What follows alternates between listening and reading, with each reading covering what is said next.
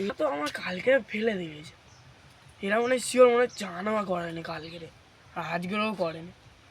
যাই আমার কটা বন্ধুকে ডেকে নিয়ে গিয়ে মালগুলোকে ফেলে দেবো। যাই।